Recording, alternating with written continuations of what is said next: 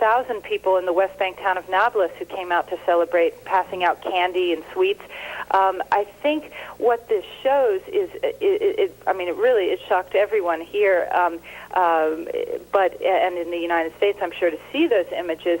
But what it suggests is that the Palestinians really, they feel desperate right now, and I think they really missed. They created a huge PR mistake by coming out to the streets to celebrate. They feel, unfortunately, right now that the U.S. is one of Israel's main allies, and that they're so frustrated right now with Israel in their fight against Israel that they think any attack against the U.S.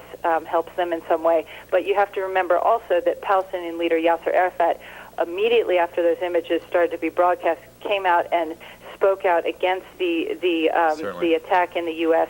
and said that he condemned it. But you have to understand that Arafat realized that this was a huge PR mistake on the part of the Palestinians. Arafat has been condemning just about every terrorist attack, and it doesn't seem to be stopping anything, especially in Israel these days.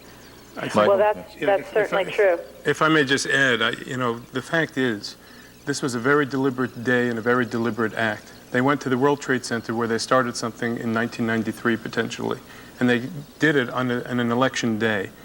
The intelligence services, and I spoke with a naval intelligence officer about one of my clients earlier today, clearly need human assets. There's no substitution. This is not a Tom Clancy movie that we're dealing with. Mm-hmm. These are lives. These are very paced technology and very efficient machinations that went on. Mm-hmm. How does a person take over a plane? How does somebody get 4 planes? What kind of measures were put into place?